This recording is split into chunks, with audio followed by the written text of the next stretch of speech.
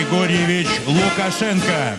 He has ruled Belarus like a personal fiefdom, tolerating little opposition and occupying the post of president from its creation in 1994. But Alexander Lukashenko, dubbed Europe's last dictator, has come to be defined by his fealty to Russia's president, Vladimir Putin, transforming Belarus into a near-vassal state. President Putin used Belarus to help launch his 2022 invasion of Ukraine, driving Russian tanks over the Belarus border towards Kyiv and using Belarusian skies to bomb their neighbor. Но мы никогда не будем We will never be enemies of Russia, and we will never look disapprovingly at Russia. This is the country closest to us, the people closest to us.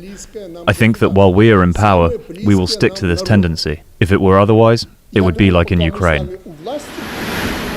The war drove Lukashenko into Putin's embrace. And Putin tightened his hold, pledging to station nuclear weapons in Belarus. It hasn't always been the post-Soviet paradise Lukashenko bragged about. After claiming more than 80% of the vote in 2020's election, described by Western governments as fraudulent, Lukashenko faced nationwide protests. "Get out," they shouted. He responded with force. The woman who ran against him, whose husband Lukashenko had already jailed, was forced to flee. Thousands of people are in prisons for political motivated cases. Hundreds of thousands had to flee Belarus because of repressions. And one day we can wake up and see that Belarus is left as consolation prize for Putin.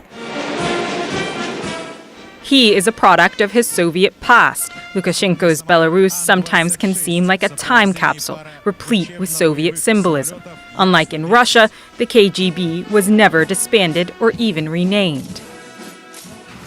And he has often resorted to strong-arm tactics. When a Belarusian dissident was a passenger on a plane flying over the country in 2021, Belarus air traffic control called in a bomb threat, and the man was arrested. Before entering politics, Lukashenko ran a collective farm. He has often had himself filmed as president, digging up carrots or potatoes to show how he never forgot his roots. But the Belarusian strongman has always had an eye on the future, balancing relations with his powerful neighbors while apparently grooming his young son, sometimes dressed in military uniform and often present for meetings with world leaders, to take over. Now his intervention to broker a truce in Russia and decision to host Wagner boss Yevgeny Prigozhin may spell a new chapter for the autocratic leader. Salma Abdelaziz, CNN, London.